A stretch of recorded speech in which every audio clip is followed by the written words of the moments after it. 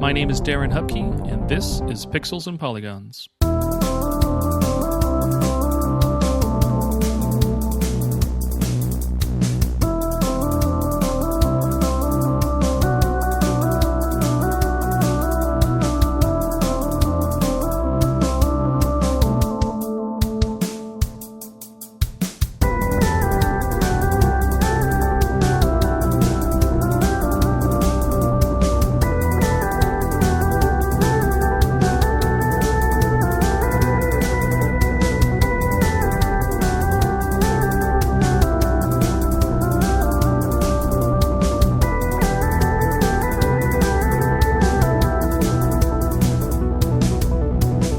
Hello, everyone.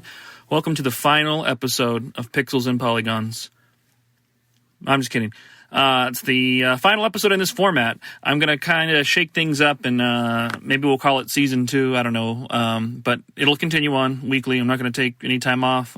Things will continue to be available to you, and the same structure of the show will be answering one of the video game questions or prompts to my guest and hearing the answer. But instead of having two guests on each episode with them answering the questions front and back, I'm going to just have one guest. So the runtime may shrink a little bit, but in addition to asking an icebreaker, we'll kind of just chat, talk shop a little bit about games we're currently playing and maybe what we're looking forward to. Maybe just spending like 5-10 minutes doing that before the icebreaker and before jumping into the main topic. So I still hope to have the episodes probably around the 20-minute mark. You know, if the conversation's good and it runs long to 30 minutes, even better. But yeah, that's going to be the new format I kind of want to structure. The reason I want to do this is just it helps as far as editing goes and scheduling.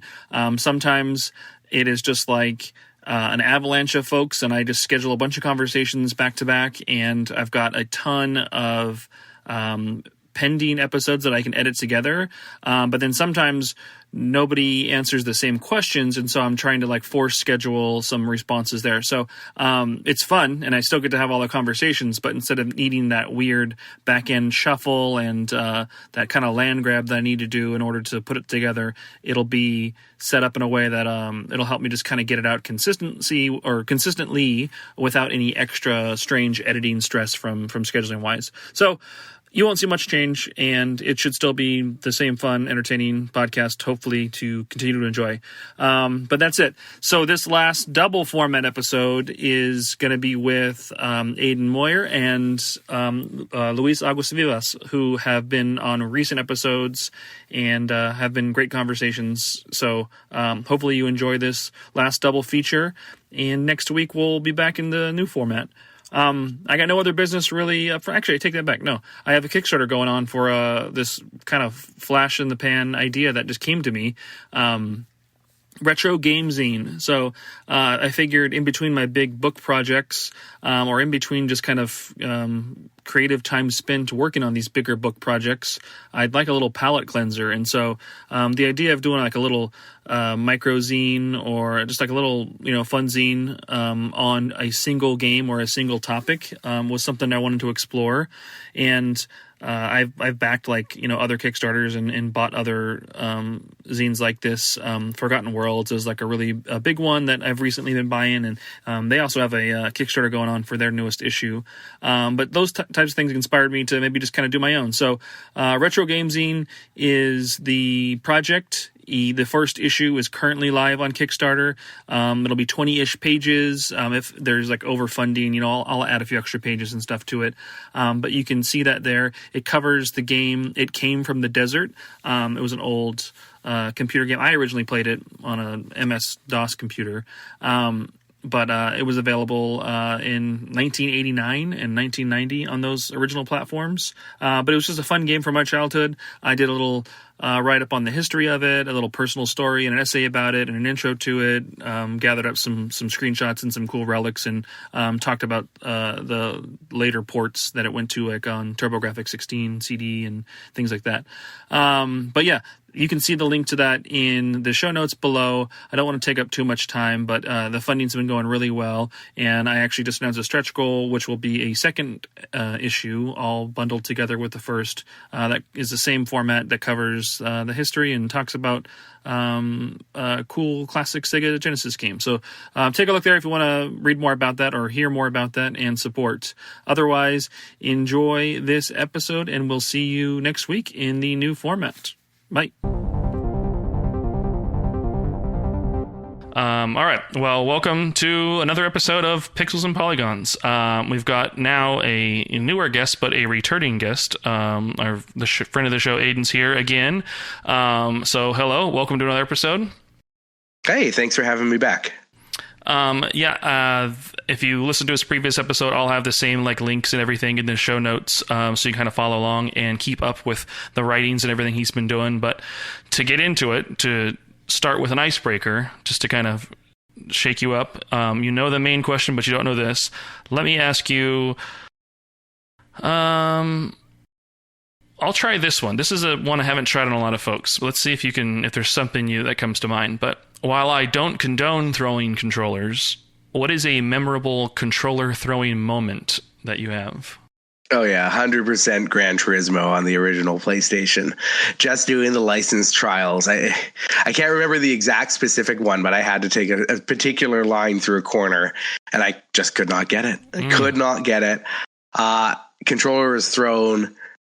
So were some knuckles. I believe there is still an indentation in my parents' drywall, like in my old bedroom, where I punched the wall and left some knuckle divots because I just couldn't get that trial down to get my new license or whatever in Gran Turismo.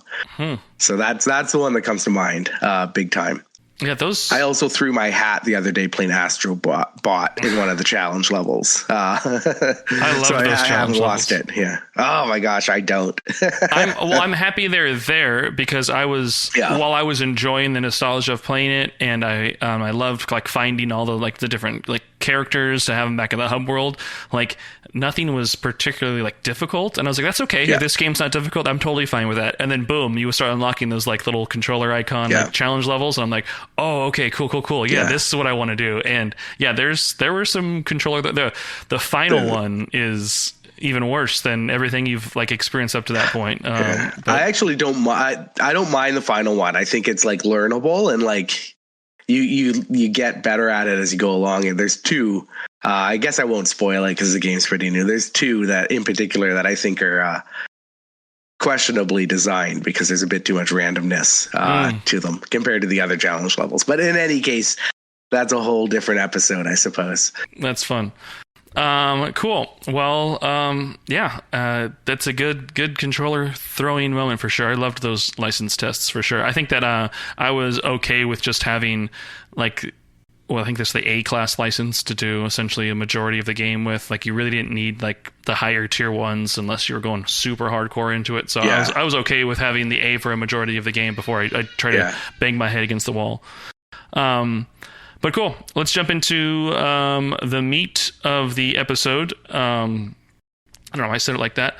I'm also vegetarian too, so saying the meat so emphatically is just kind of strange. But this week's episode, we want to answer the question, what is your least favorite game in one of your favorite gaming franchises? So it doesn't have to be your number one favorite, but obviously a franchise you do love. What is one of your least favorite games in it? So I'd kind of like to hear what that is, what the franchise is, and then reveal to us what that game is. Sure. So I came into this episode with a plan. Like I said, I have a background in Japanese RPGs. My book was about the history of Final Fantasy, and I was going to come in and kind of talk smack about Final Fantasy X, which I believe kind of laid the groundwork for some of the questionable choices that I feel are still hampering the series to this day. But I'm calling it audible. I'm changing course because I'm really excited about the Lunar remaster coming out next year. And so I'm going to surface some suppressed memories about the Nintendo DS Lunar game called Lunar Dragon Song, which is and remains the worst game I've ever finished. And it is just not just a black mark on Lunar because it fundamentally misunderstood so much of what worked so well about the first two games in the series, which are beloved to me. But it's just a series of unforced error after unforced error after unforced error. That was just, like a development team or a director or somebody who was just trying to be a little too clever. And so, like, to kind of roll back for people who don't know the Lunar series, Lunar 1 and 2 were Sega CD Japanese RPGs in a fairly typical, like, golden age JRPG mold. And so they don't really surprise you with their gameplay. What they really excel on is a world that really feels natural and fun to be in, something that has high stakes because you care about the characters in your party, the characters and the people that sort of surround them, the places that you visit. And so when that's put into peril, you're really invested. I like to call them like Saturday morning cartoon games. So you had like more serious games at that time. By the time they were remade on the PlayStation and Saturn, you had games like Suikoden, and you had Final Fantasy VII, and you had stuff like Vagrant Story coming up, Xenogears, and those were sort of more interested in telling more like complex or political or quote unquote grown up stories, whereas Lunar just really leans into like just a lot of cartoon tropes and shonen anime tropes. And I just love that about it. I love how earnest it was at a time when, a lot of RPGs during the PlayStation era were getting really serious. And so you got those two games on the Sega CD, the Saturn, and PlayStation. Then there was Lunar Magic Story, which was like a Game Gear like side story where you went to a magic school. It was remade for the Saturn, never released in the West, but it also kind of retained the whimsy of the original games. It wasn't very good, but it also wasn't offensive. And then there's Dragon Song, which is ostensibly Lunar 3. But it has a whole new cast. It doesn't bring forward anybody that, is very, memorable or people are invested in. And what worked really well about Lunar 2 is that it brought forward and expanded on storylines and characters and settings that were explored in the first game. And then you visited them many, many, many years later and saw how they changed or how they were impacted by the events of the original Lunar. Dragon Song kind of threw all that out the window for just a really generic storyline that didn't really hit on any of the notes that made the first two effective. But its like biggest sin was just cramming all these weird systems unnecessarily into an otherwise bog standard Japanese RPG, like console or handheld RPG. The big ones being so every RPG you kind of run around or you walk around and then you press a button to run, and Lunar's Dragon Song is the same. But if you hold the run button down, you just slowly lose HP for some reason. Mm-hmm. Like, that's never really explained. I guess it's supposed to be a stamina system, but why you would have... So like Lunar, I think... Was it Lunar 2 has like a dash run? So you can dash for short periods of time. I'm pretty sure that's how it works in Lunar 2. So like if you want to have a stamina system, like fine. If you have on screen like enemies instead of random battles, but punishing the player by just slowing them down to like walking speed just because they don't want their resources depleted just isn't fun. And it wasn't implemented in a fun way or an interesting way. And then on top of that, they had other like gameplay systems, like when you were in battle, you could choose to get experience or golden loot. So you couldn't fight a battle and get the gold and the loot and experience. You had to toggle between modes. You're either leveling up or you're resource gathering, but not both at the same time. Again, for absolutely no reason. I don't think there's an in-universe reason for this. There's certainly not a compelling gameplay reason for this. You just have to fight double the battles to get the same amount of resources you would have in any other game. And it was just sort of an experimental, like, it felt like it was trying to be experimental with like accepted systems and like push the genre forward. But every single toggle they switched just felt like it made the game more irritating for the player without any sort of benefit. And so that just, like totally sucked away the fact that, you're back in this world kind of exploring something that felt a little familiar. Like, it would have been inoffensive to play a game that was a little bland, as Lunar 3, but the fact that they made it harder and more irritating on top of the fact that it was bland was just something that to me was just unforgivable. And I've tried to memory hole that game as much as possible, but it's hard because it was yeah. I remember as an RPG fan, like for the DS to get, like, I think it was basically like being advertised like the first big RPG for the system. I think it may have been the first like traditional RPG for the system.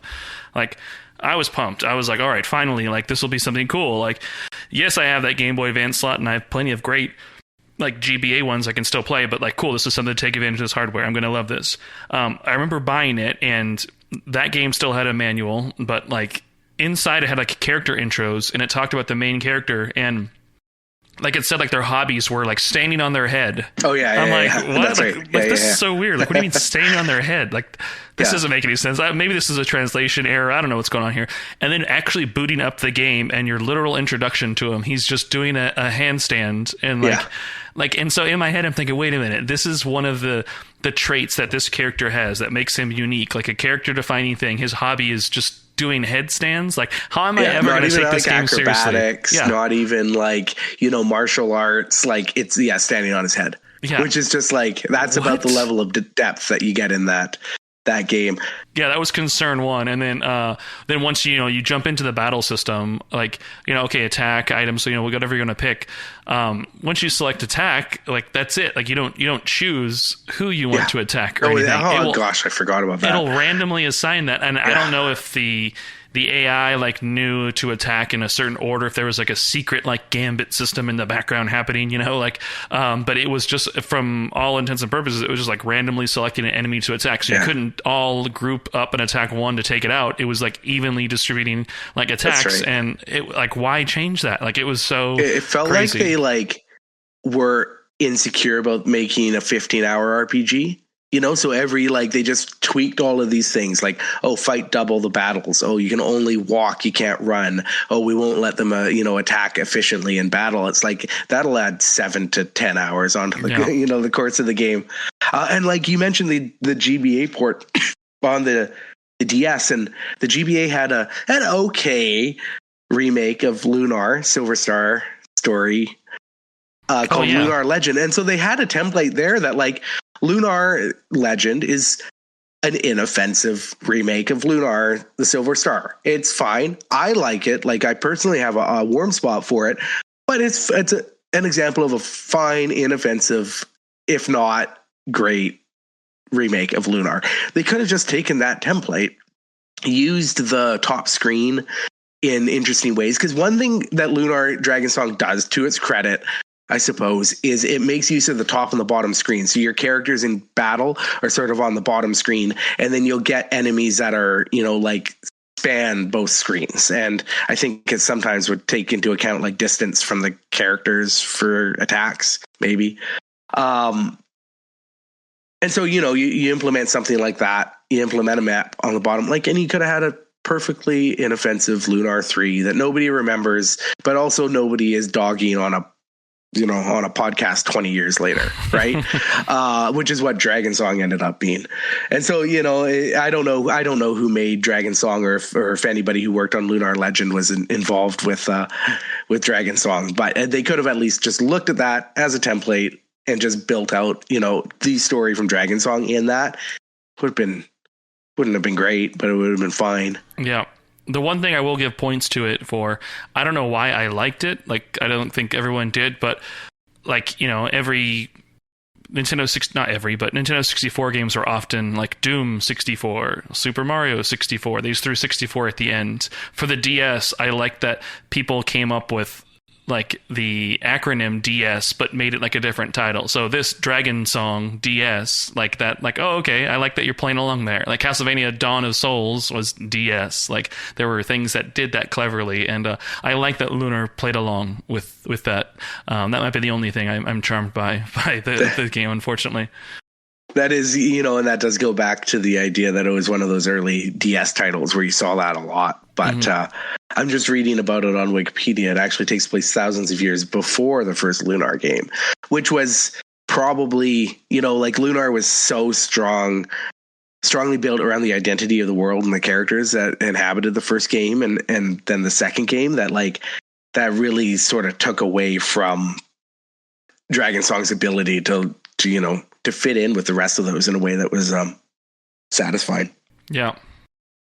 Yeah, that's interesting. Yeah. And now we have that remake, that collection of the first two coming out to modern consoles, which looks rad. Looks very good. Yeah. Yep. I think that I'll be picking that up for sure on day one. I've been obsessed with like the resurgence of like that HD 2D look that Square's done, but like really like I'll put up with any cool like high resolution pixel art. So like I think that'll be rad to look at and see for sure. Yeah, I agree. It looks cool, and I like that the fact that like the remasters give you the option to kind of turn on the like the tilt shift effect if you want it or not, which I think is really good. I did not see that was possible, so that's cool. Yeah, like you can kind of switch between the two. It doesn't change too much, I don't think, but it's in there a little bit, which is cool. Yeah, just give me some drop shadows on those pixels, and it's good enough for me. There you go. It's funny how like Octopath, really kind of open up a new era of like retro style RPGs in that way. Yeah. That probably wouldn't have existed without Octopath. Yeah, I'm so happy for that. I didn't play the first Octopath. I think it was out on Switch, I believe, only, at least initially. Yeah. Yeah, and then when 2 came out on PlayStation, I was like, well, I don't need to have played the first one, right? Like, I'm sure this will be fine for me. And I was just like instantly like hooked to that thing. I platinum trophied that thing, and like now I want to go back to the first one now that it's available on PlayStation, and now everything like the Dragon Quest 3 that's coming up soon, all those things. I'm like, give me all of them. Like right now, I'll take all of them. Yeah. Octopath 2 is particularly good. I put about 40 hours into the first one before something else came out, and I kind of put it aside, and then I picked up the second one, and it's just the first game. Like it's like you almost can't even point to where the improvements are, but everything's just more expertly crafted and well put together that it just feels better without being obviously better, like some sequels can be. Yeah. So I'd be curious to hear what you think of the first one after going back, having played the second one first. But I mean, like, just given my background, as I said, I'm, I write about retro RPGs and stuff. I really am happy to see that game companies and publishers are taking that aesthetic, that style seriously. Yeah. So one of the things that I'm really happy about is the way that like Octopath and subsequent games have shown that publishers are really taking like that retro style, that golden age Japanese RPG or console RPG style seriously as a way to make compelling games and not something to like run from or quote unquote improve. Mm-hmm. Cool. Well, then I think we can pretty much wrap that there then. I like that we visited the Lunar series, and I'm glad. Like I knew as soon as you said that this was going to be about Dragon Song. Like there's not another game in it. Like I've never seen anybody say anything good about Dragon Song. Like some games like have a little like devoted fan base, but Dragon Song, like everybody just pants Dragon Song because it was like so avoidably bad. Mm-hmm. Like there were so many like conscious decisions made by the people making it that ruined the experience. Poor Dragon Song. Sorry, Dragon Song. We'll have the remakes, and we'll have the memories of that coming back to us, of the good stuff here next year. But thanks for joining me on another episode then, Aidan. We'll definitely have you on more in the future for sure. Have a good one. Yeah, thanks so much.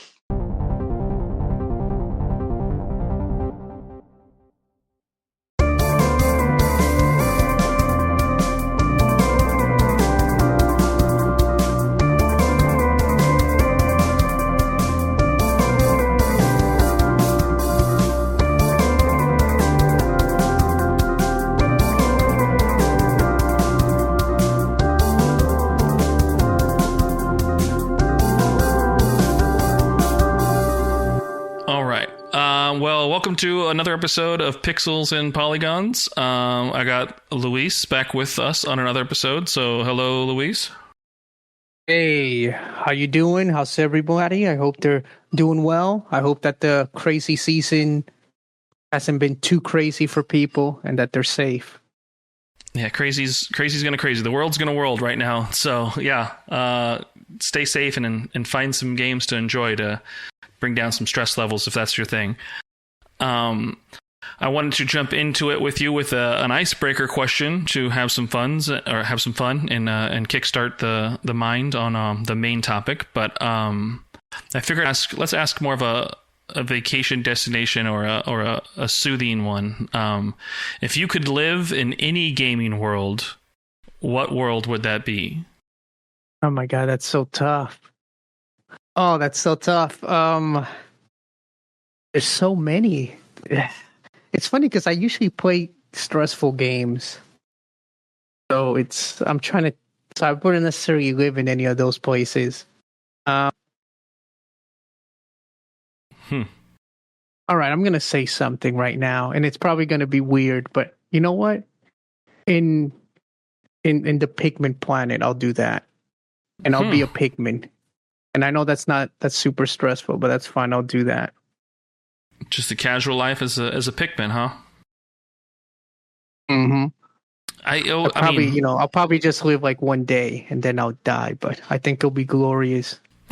Is the lore of Pikmin, like I've never really dug much like into it, but just remembering like playing the original, like is it supposed to be like on Earth? And like Olimar isn't necessarily a human. He's from another planet because, there's like large like cans and you can see like old kind of like human like elements that are like larger than life.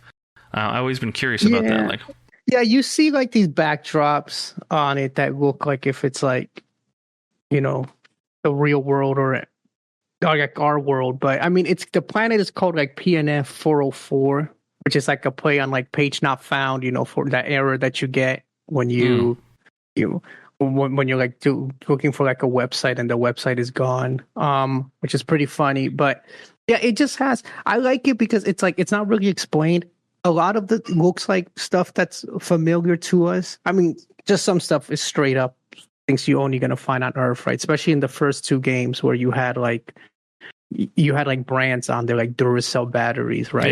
Yeah. And then in Pikmin 4, you have a lot of like Nintendo, like actual like Nintendo memorabilia on there. So, but yeah, I think you can go by that. I think it's fun just to leave it as like that. It's like, oh, this looks like Earth, but not really like trying to like tie it in 100%.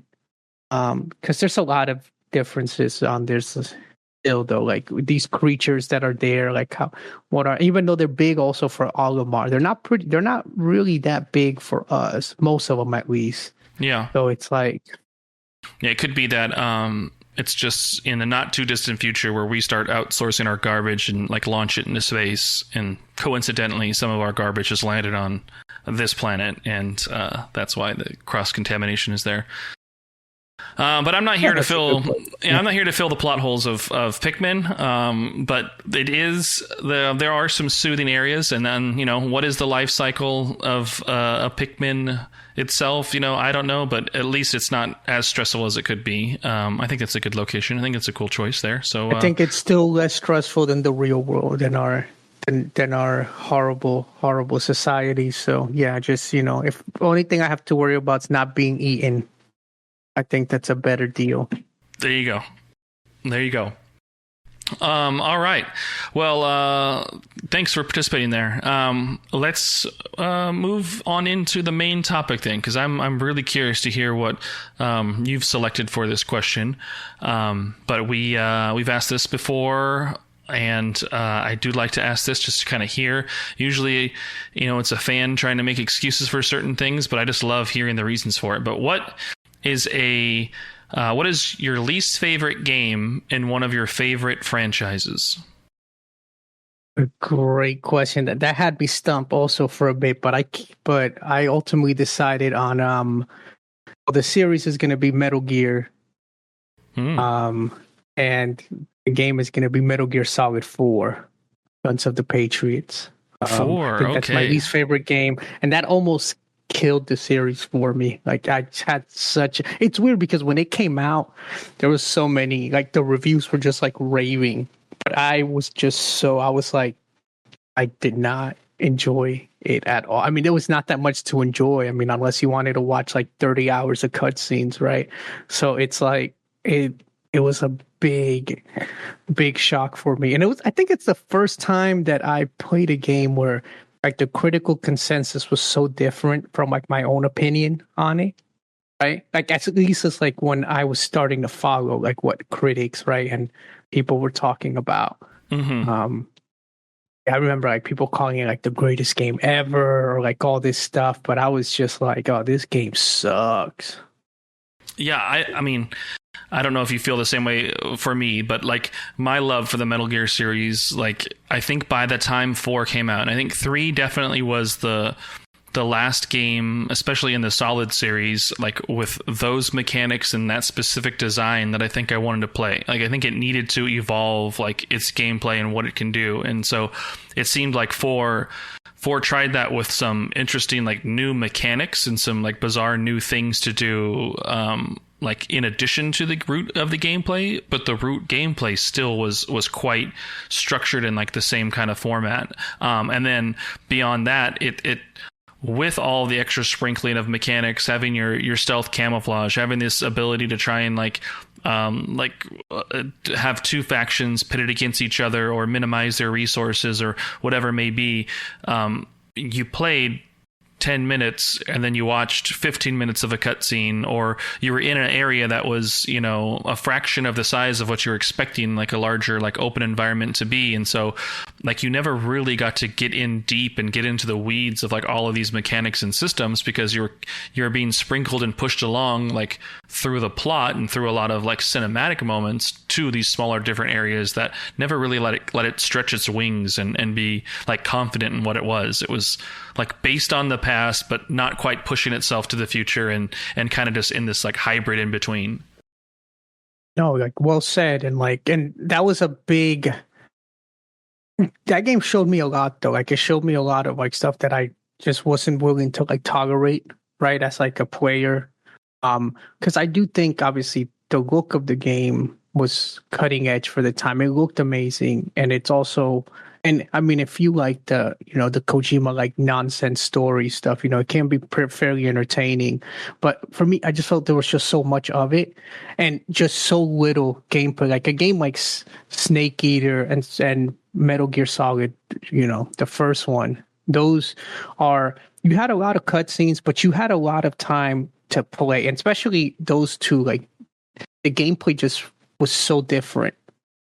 Metal Gear Solid being pretty much, at least for that I've played, like the very first like action adventure stealth game in 3D that I enjoyed, right? I mean, it birthed like that genre, and then Snake Eater took that, but like added like just so much more, where you have like open elements where you're just like outside, like in the wilderness. Plus, you also have like sections where you're like in more like confined, like closed spaces. And you can play it. You have a lot of flexibility in play, which I think that's something that doesn't really get talked enough about the series is until 5. I think 5 was the one that people realized, oh, you can really play this like your way. Like you could be like do essentially like the pacifist route or do like a more heavily stealth route, or you can just try to just like brute force your way through everything. Metal Gear 4, even though it made a lot of really interesting like additions to the gameplay, as you were saying, you know, it didn't give you like that much time to do it. And I remember there was, I mean, I haven't played this game since 2008. It's like how like strong of a reaction I had against it. Yeah, and it was like it's the same for me. Like I've not been able to replay it since it's been locked on the PS3, but it's all memory. And it's like there were times where like there would be a cutscene, whatever, some unfathomable amount of time that you're watching this cutscene, and then you would just like control Snake for like 30 seconds, and then there'll be another unfathomably long like cutscene, and I'm like, what the hell is this? You know, it's like. It was infuriating to me. I mean, you can argue that it's kind of like, I don't know how intentional that is when it comes to like being like a fun little like subversive stuff, like Metal Gear Solid 2, where it's like, oh, you have like all these awesome toys, and it's like, but you're gonna be doing this instead. But regardless, I just didn't enjoy it. Yeah, it was also a victim too of just like like Kojima kept wanting to like exit the director chair and like kind of move on, but he was being constantly pulled back in to do it. And so like I think ultimately, you know, having attempted to walk away before 3 and then being pulled back into that for 3, like this game then seemed to have to like, okay, well, we have to tie up threads from Metal Gear Solid. And then we introduced a whole lot of new threads, the Patriots, all of these, you know, crazy, like big picture, like world building things that 2 built with like Raiden and everything as well. And then in 3, introducing even more, you know, Naked Snake and things from the past and even more concepts that like, you know, tie into the overall lore. So 4 comes along and you have Solid Snake's story, but then you are still trying to, you know, see all these other characters you've met along the way through all those games, and everything was trying to have its plot like resolved, but there was just so much meat on the bone that like it was an impossible task unless exactly that there's I think it's a 45-minute cutscene at about the midway point of the game, and then the ending of it itself, I think it clocks in at well over 60 minutes. It might even be close to 90 minutes, but yeah, I am a fan, like, you know, still like 4 is towards the bottom of my list for the Metal Gear franchise for sure. I agree with you there.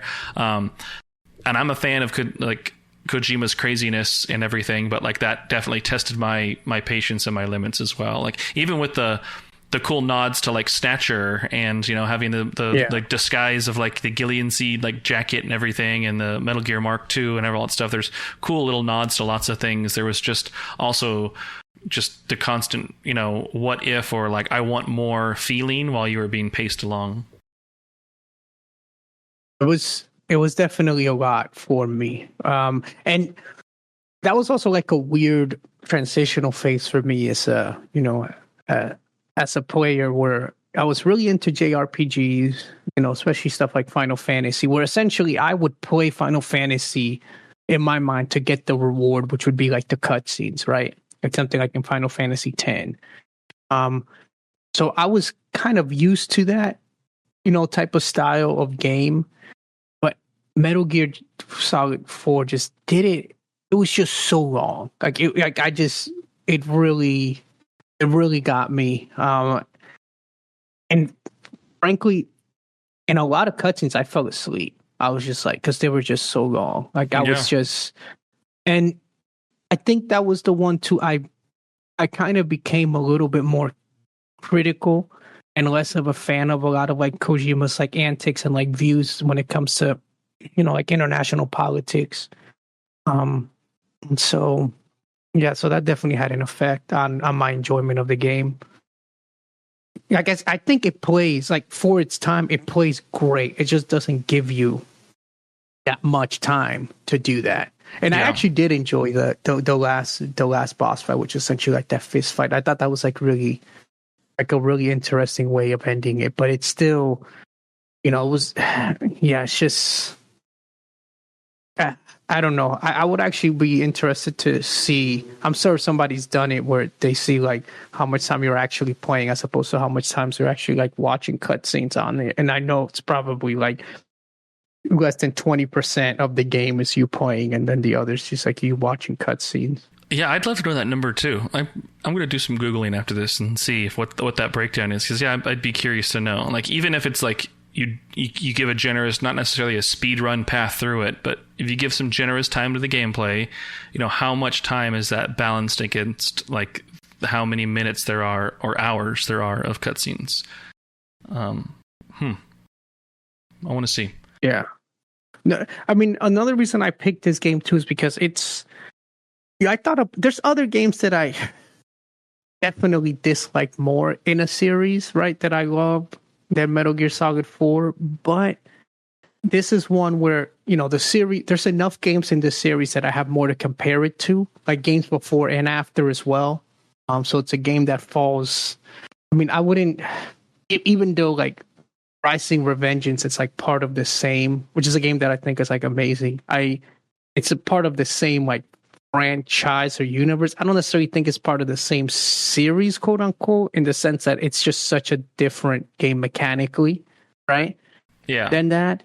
But then you have something like 5, which is pretty much, you know, it's the same. It's essentially like the Snake Eater like formula, like on steroids with that open world stuff. And it's actually a game that's produced probably some of the best writing on video games that I've ever read. So that's like a kudos to Metal Gear 5. But 4, it's just, yeah, I wish I liked it more, and I wish. Because my experience with it like really soured me on just Kojima. Like it was just so much. Yeah, no, I mean I still think he's like he's one of the great, and he's one of the great like video game like directors, and and it's not just like the Metal Gear series. I think people tend to forget his other work as well with stuff like Snatcher, right?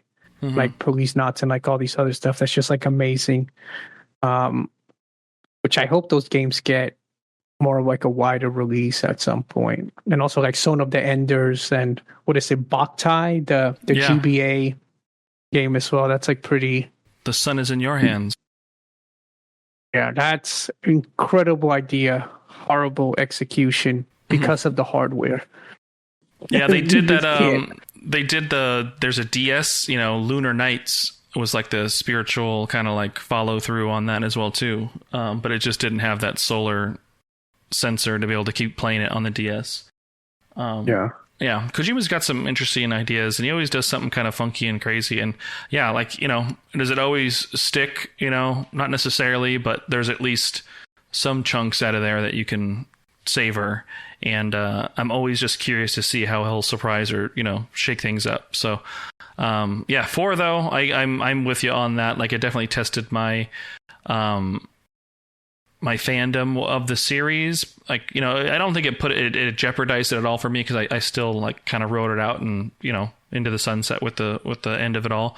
But it had opportunities to like where it struggled to grow where it needed to, and where it was kind of held back by other shortcomings. But graphically amazing, had really cool like mechanics and ideas. It's just nothing you can really fully flex like your muscles on. But cool, I do like that answer.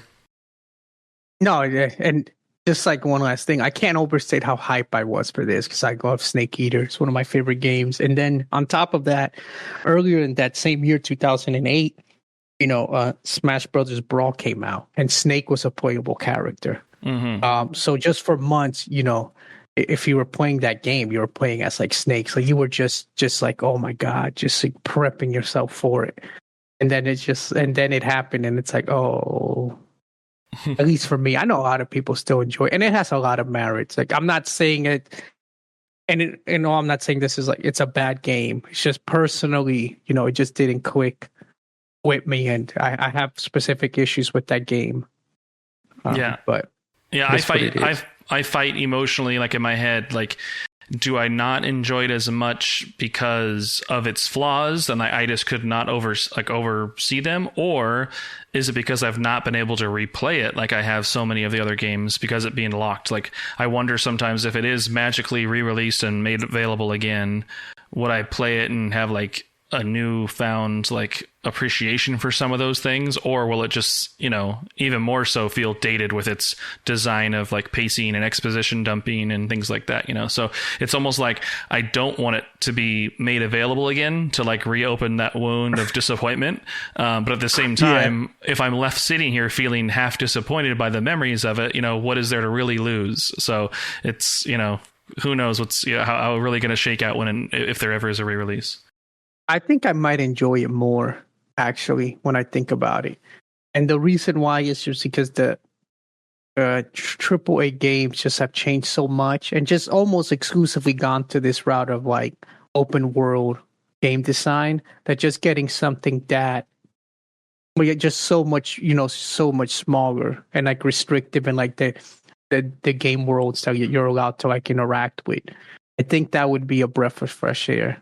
Yeah. And this is also one of the games where when I played it, I'm like, oh, I don't need graphics to be any better than I was just like, oh, this is like amazing. Like if graphics just like stop at this point, I would be completely fine. And they didn't, and we're suffering for it in the industry because every freaking studio is like shutting down because production costs are too high for their games. And when they release a game, if it doesn't sell like 30 million copies, it's like a bust. So yeah.